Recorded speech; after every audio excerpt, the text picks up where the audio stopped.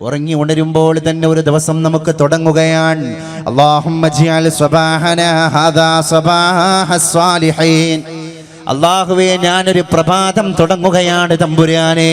എൻ്റെ ഇന്നത്തെ പ്രഭാതം ഉത്തമന്മാരുടെ പ്രതാപപാതമാക്കണേ തമ്പുരാനെ. വഅൽസിനതനാ അൽസിനതദ്ദാകിരീൻ. ഞങ്ങളുടെ നാവിനെ ദിക്ർ ചെല്ലുന്നവരുടെ നാവാക്കണേ തമ്പുരാനെ.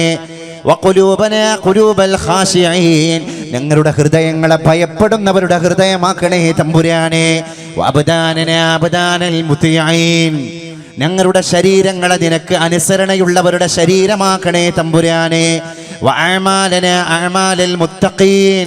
ഞങ്ങളുടെ പ്രവർത്തനങ്ങളെ തഖ്വയുള്ളവരുടെ പ്രവർത്തനമാക്കണേ തമ്പുരാനെ. വനബ്ബിഹ്നാ അൻ നൗമത്തിൽ ഗാഫിലീൻ.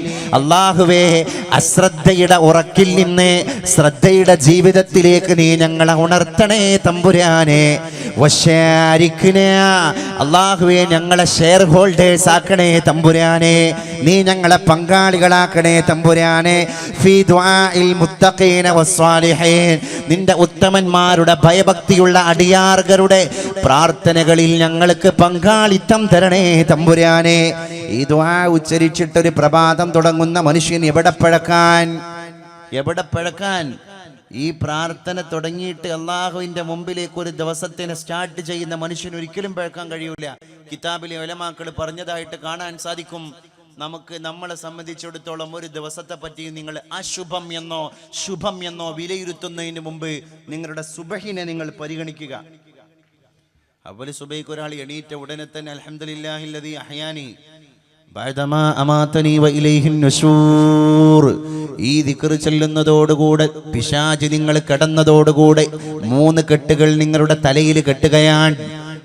നിങ്ങളുടെ ചിന്തകളെ പോലും വരിഞ്ഞു കെട്ടുകയാണ് പിശാച്. ഇബ്ലീസുൽ ലഈൻ, മൽഊനായ ഇബ്ലീസ്, ലഅനത്താക്കപ്പെട്ട ഇബ്ലീസ് നിങ്ങൾ ഉറങ്ങാൻ കിടന്നു കഴിഞ്ഞാൽ, നിങ്ങൾ ശയ്യ കൊണ്ടാൽ, നിങ്ങൾ നിദ്ര പോകി കഴിഞ്ഞാൽ, നിങ്ങൾ ഉറക്കിലേക്ക് വഴുതി വീണ് കഴിഞ്ഞാൽ ഇബ്ലീസ് വന്നിട്ട് നിങ്ങളുടെ മസ്തിഷ്കത്തിൽ 3 കെട്ട് കെട്ടുകയാണ്. അത് സുബഹിക്ക് എണീറ്റ മനുഷ്യന് ഒന്നാമത്തെ കെട്ടിനെ അഴിക്കുന്നത് ഉറങ്ങി എണീറ്റ ഉടനെയുള്ള ദിക്ർ ചൊല്ലുന്നതോടുകൂടെയാണ്. അൽഹംദുലില്ലാഹില്ലദീ അഹ്യാനി ബഅദമാ അമാതനി വഇലൈഹിൻ നുശൂർ. പിന്നെ നിസ്കരിക്കാൻ വേണ്ടി അവൻ വുളു എടുക്കുകയാണ്.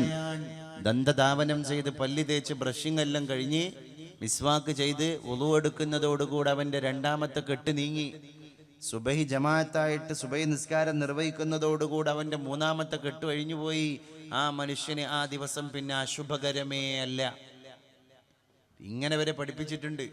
എന്ന് പറഞ്ഞാൽ നമ്മളെ ക്ലാരിറ്റിയുള്ളവരാക്കി തീർക്കുന്നത് നമ്മുടെ രൂഢമൂലമായ അഥവാ വേരുറച്ചുപോയ വിശ്വാസമാണ്. ആ വിശ്വാസം തകരുമ്പോഴാണ് മരിച്ചുപോയ പിതാവിനെ ഗൗനിക്കാതിരിക്കുന്നത്. ആ വിശ്വാസത്തിന് പാളിച്ച സംഭവിക്കുമ്പോഴാണ് ഹിസാബ് മറക്കുന്നത്. ആ വിശ്വാസത്തിന് ഏതെങ്കിലും ബലഹീനത സംഭവിക്കുമ്പോഴാണ് നാളെ മീസാനും സിറാത്തും നമ്മൾ മറന്നു പോകുന്നത്. പുതിയ ജനറേഷനിൽപ്പെട്ട കുട്ടികളെ നിങ്ങളൊന്ന് ആലോചിച്ച് നോക്ക്. ഇപ്പോൾ അവർക്ക് കൾച്ചറൽ ഡീവിയേഷൻ നടന്നുകൊണ്ടിരിക്കുകയാണ്. ഫോർ എക്സാമ്പിൾ, ഇപ്പം പ്രേമം എന്ന് പറയുന്നൊരു മൂവി ഇറങ്ങിയതിന് ശേഷം നമ്മുടെ ക്യാമ്പസിലൊക്കെ പഠിക്കുന്ന കുട്ടികളുടെ ലാംഗ്വേജ് മാറി, അവരുടെ ഡ്രസ് കോഡ് മാറി. ഇപ്പം ഈ കഴിഞ്ഞ വലിയൊരുനാക്കളിൽ അതിൻ്റെ മുമ്പത്തെ 2 മാസം മുമ്പുണ്ടായ ചെറിയൊരുനാക്ക് ഞാനൊക്കെ ഖുതുബ ഓതുന്ന പള്ളിയിൽ പഠിച്ചോനെ 2-3 സഫ് നല്ല കറുത്ത കുപ്പായും വെള്ള ധോത്തിയിട്ട മുതല്ലിമീങ്ങളായിരുന്നു. നല്ല താടിയും വെച്ചിട്ടുണ്ട്. അപ്പം ഇങ്ങനെ ചോദിച്ചപ്പോൾ പറഞ്ഞു, ഇന്നഹും അസ്ഹാബു നിവിൻ പോളി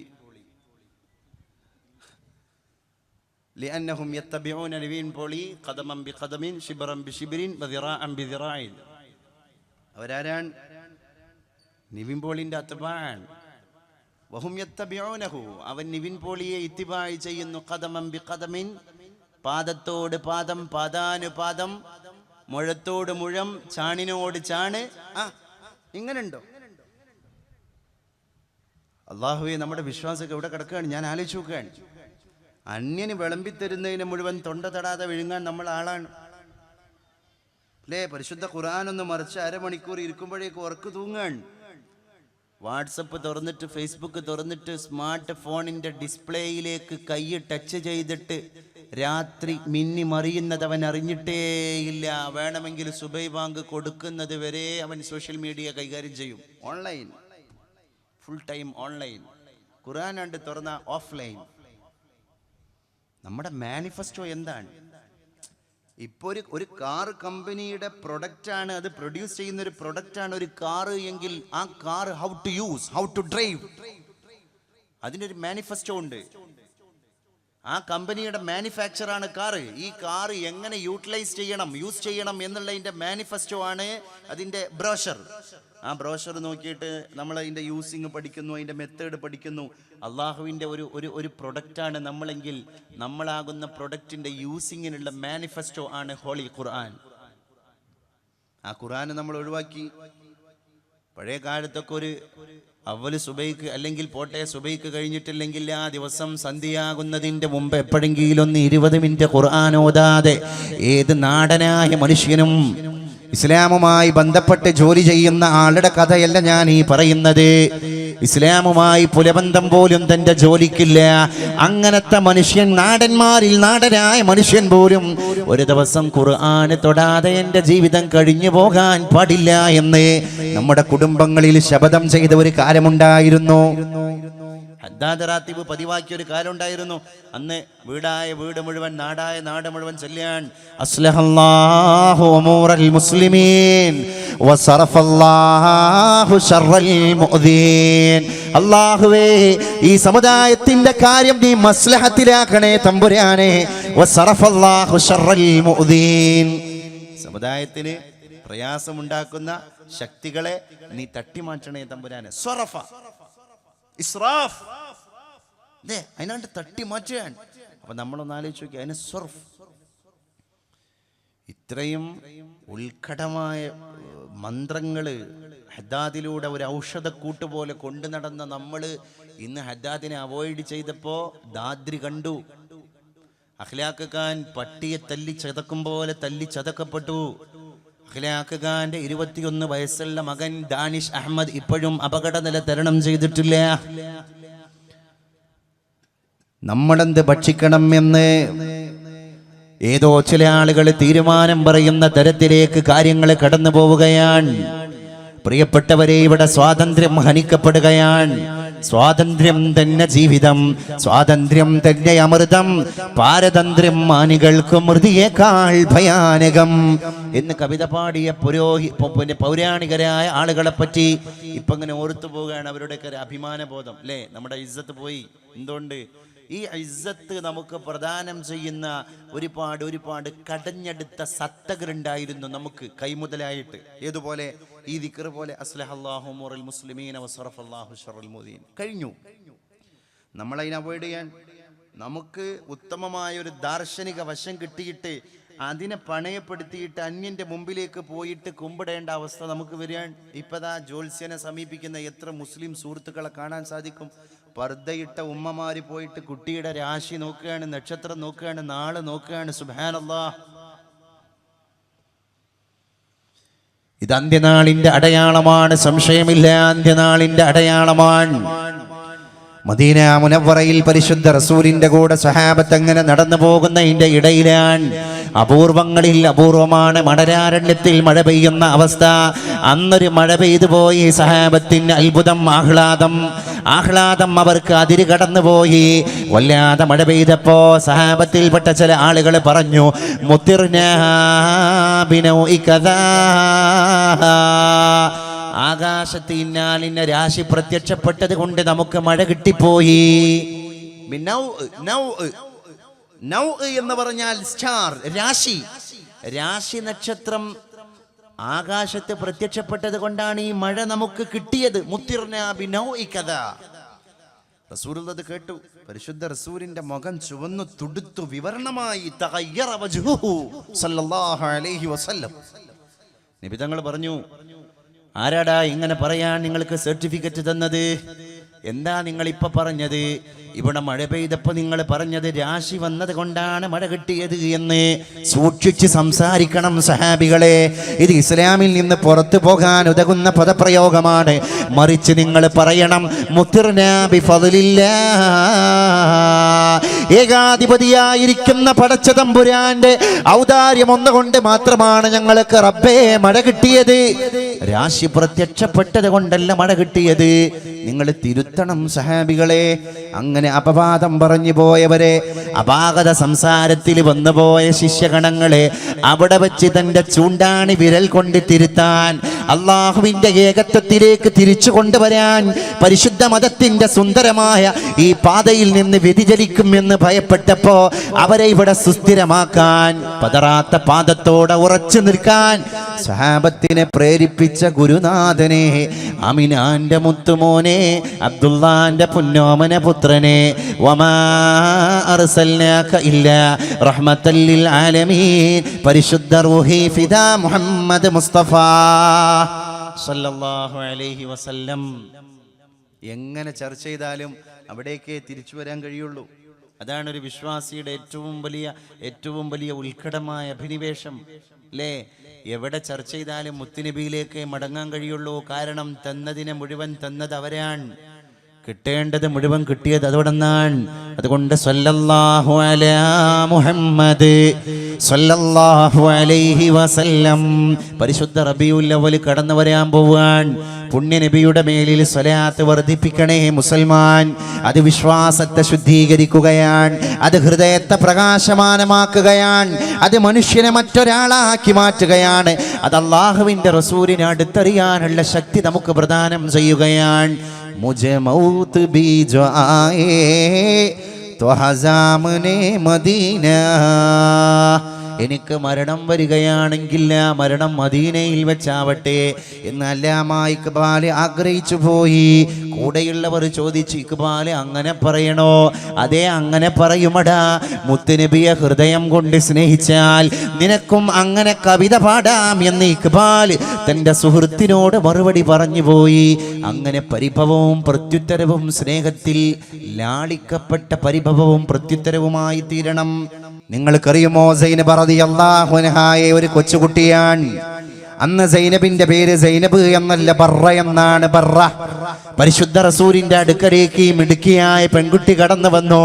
മസ്മുക്കി, മോളെ, കുഞ്ഞുമോളെ, നിന്റെ പേരെന്താണ്? ആ കുട്ടി പറഞ്ഞു പോയി, മനോഹരമായി തന്നെ പറഞ്ഞു, ബർറ, എന്റെ പേര് ബർറ എന്നാണ് യാ റസൂലല്ലാഹ്. ബർറ എന്ന വാക്കില് മീനിങ് ഒക്കെ ഉണ്ട്. ബിർറ്, ഗുണം. ആ വാക്കിൽ നിന്നാണ് ഗുണവതി എന്ന ഈ പേര് കടന്നു വന്നത്. പക്ഷേ അത് മരുഭൂമിയിൽ അത്ര കേട്ട് പരിചിതമുള്ള പേരല്ല. റസൂലുള്ള ചോദിച്ചു, മോളെ, ഇങ്ങനെ ഒരു പേര് മരുപ്പറമ്പിൽ ഞാൻ ഇതുവരെ കേട്ടിട്ടില്ലല്ലോ. നിന്റെ ഉപ്പയും ഉമ്മയും ഈ പേരിട്ടപ്പം എന്ത് ലക്ഷ്യമാണ് വെച്ചത്? ഈ കുട്ടി പറഞ്ഞു, എൻ്റെ ഉമ്മ പറയുന്നത് ഞാൻ കേട്ടിട്ടുണ്ട് റസൂലല്ലാ, ഇവിടെ ആർക്കും ഇല്ലാത്തൊരു പേര് എൻ്റെ കുട്ടിക്ക് കിടക്കട്ടെ, അപ്പം എൻ്റെ കുട്ടിയുടെ പേര് എല്ലാവരും ശ്രദ്ധിക്കും. ആ ലക്ഷ്യത്തിലാണ് എൻ്റെ കുഞ്ഞുമോൾക്ക് ബർറ എന്ന് പേരിട്ടതെങ്കിൽ നിന്റെ പേരിനെ ഞാൻ മാറ്റുന്നു, നീ ഇന്ന് മുതൽ സൈനബാൻ. ആ കുട്ടിയാണ് ചരിത്രം കണ്ട സൈനബ ബീബി റളിയല്ലാഹു അൻഹ. പേരിന് കുഴപ്പമുണ്ടായിട്ടാ? അല്ല, നീയത്ത് മാറി. നീയത്ത് പോലും മാറാൻ പാടില്ല എന്നാണ്. പേരിൽ എന്തിരിക്കുന്നു എന്ന്, പേരിലെല്ലാം ഇരിക്കുന്നുണ്ട്. മുഅ്മിന എന്ന് പറയുന്ന പാലക്കാട്ടുകാരിയായ 32കാരി ആ പേരിനെ അന്വർത്ഥമാക്കിയില്ല, പരിശുദ്ധ മക്കയിൽ പോയി. പരിശുദ്ധ മക്കയിൽ ക്രെയിൻ അപകടത്തിൽ മരിച്ച ഏക മലയാളി വനിതയാണ് മുഅ്മിന. ഇബ്നു മസ്ഊദ് റളിയല്ലാഹു അൻഹുവിന്റെ രക്തം ചിന്തിയ വെള്ള മതാഫിൽ, സിദ്ദീഖുൽ അക്ബറിന്റെ രക്തം ചിന്തിയ വെള്ള മതാഫിൽ റളിയല്ലാഹു അൻഹുമാ ഒരു മലയാളിയായ പെൺകുട്ടിയുടെ രക്തം ചിന്തുകയാണ്. മുഅ്മിന മെല്ലെ മെല്ലെ പെടഞ്ഞ് മരിക്കാൻ പുറപ്പെടുകയാണ്. തൊട്ടു മുമ്പ് തന്നെ ഭർത്താവിനെ വിളിച്ചിട്ട് പറഞ്ഞു പോയി. ഭർത്താവിന്റെ കയ്യിലേക്ക് ചാഞ്ഞു വീണ് പോയ മുഅ്മിന എന്ന് പറയുന്ന യുവതി പറയുകയാണ്, എനിക്ക് അവസാനമായി സംസം നുണയണം. വുളു എടുത്തിട്ട് കഅബാലയം തവാഫ് ചെയ്തുകൊണ്ടിരിക്കുമ്പോൾ പരിശുദ്ധ മതാഫിൽ പടഞ്ഞു കിടക്കുന്ന ഒരു പെണ്ണ് അവസാനം സംസം തന്റെ ചുണ്ടിലൂടെ ഇറക്കി, വായിലൂടെ ഇറക്കി.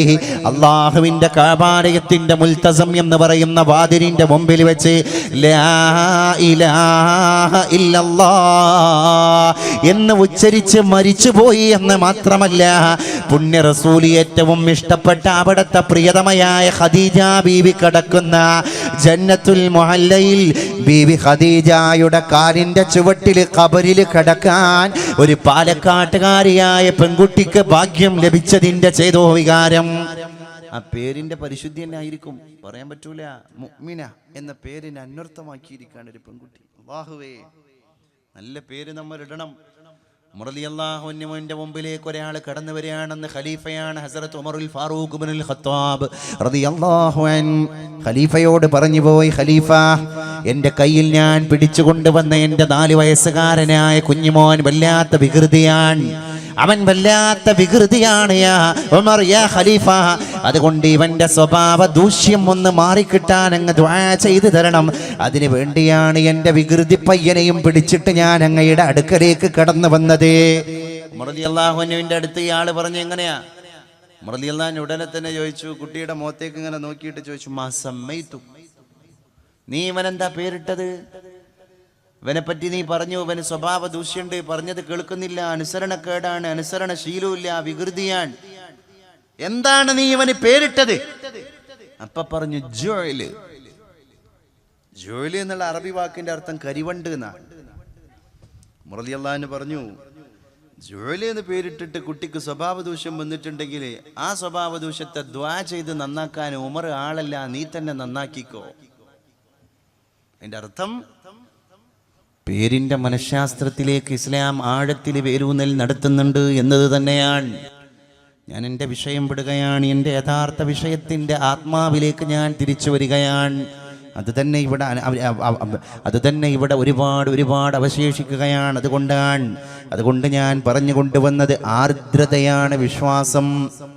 കാണേണ്ടതിനെ കാണാനുള്ള ആർദ്രത, അതിന് ആർദ്രത എന്ന് പറയും. ഹൃദയത്തിൻ്റെ ഉള്ളിലേക്കാണ് നനവിറങ്ങേണ്ടത് ഹൃദയത്തിൻ്റെ ഉള്ളിലേക്കാണ്. അവർക്ക് കൽബിന് രോഗം ബാധിച്ച ആളുകളാണ് എന്ന് മുനാഫിക്കീങ്ങളെ പറ്റി ഖുർആൻ പറഞ്ഞിട്ടുണ്ട്. അവർക്ക് ഹൃദയത്തിനാണ് രോഗമുള്ളത്. ഹൃദയത്തിൻ്റെ രോഗത്തെ ശിഫയാക്കാൻ വിശ്വാസത്തിനെ സാധിക്കുന്നതാണ്. നമ്മൾ പരസ്പര ധാരണയോടുകൂടെ ജീവിക്കണം. മുഅ്മിനിന് മുഅ്മിനിന്റെ വില കൊടുക്കണം.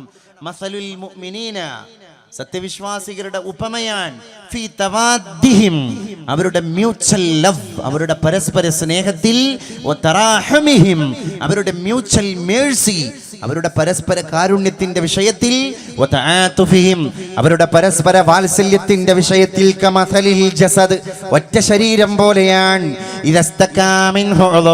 ഒരു മനുഷ്യ ശരീരത്തിൽ നിന്ന് ഏതെങ്കിലും ഒരു അവയവത്തിന് എന്തെങ്കിലും രോഗം ബാധിച്ചു കഴിഞ്ഞാൽ തദഅലഹു സായിറുൽ ജസദ് ബിസ്സഹരി വൽ ഹമ്മാ, പരിശുദ്ധ റസൂൽ മുഹമ്മദ് മുസ്തഫ സല്ലല്ലാഹു അലൈഹി വസല്ലം തദഅലഹു, എൻ്റെ കാലിൻ്റെ ചെറുവിരലിൻ്റെ അഗ്രഭാഗത്തൊരു മുള്ള് തറച്ചിട്ട് നല്ല വേദന അനുഭവപ്പെട്ടാൽ എൻ്റെ കണ്ണ് ഈ കാലിൻ്റെ അഗ്രഭാഗത്തിന് വേണ്ടി ഉറക്കൊഴിക്കാൻ, എൻ്റെ കാത് ഉറക്കൊഴിക്കാൻ, എൻ്റെ നാസാരന്ധ്രം ഉണർന്നിരിക്കുകയാണ്, എൻ്റെ ഹൃദയങ്ങൾ ഉണർച്ചയിലാണ്. ശരീരത്തിൻ്റെ അവയവങ്ങൾ മുഴുവൻ, ഒരു ശരീരത്തിൻ്റെ അവയവത്തിന് എന്തോ ഒരു ബുദ്ധിമുട്ട് ബാധിച്ചപ്പോൾ ആ ശരീരത്തിലുള്ള എല്ലാ അവയവങ്ങളും ഉറക്കൊഴിച്ചിട്ടിരിക്കുകയാണ്. അവർ സഹനശക്തിയോടുകൂടെ കാത്തിരിക്കുകയാണ്. അതാണ് യഥാർത്ഥ മുഅ്മിനായ മനുഷ്യന്റെ ഐക്യത്തിന്റെ, ഭദ്രതയുടെ, അവരുടെ യൂണിറ്റിയുടെ ഏറ്റവും വലിയ മാതൃകയെന്ന് അല്ലാഹുവിൻ്റെ റസൂൽ മുഹമ്മദ് മുസ്തഫ സല്ലല്ലാഹു അലൈഹി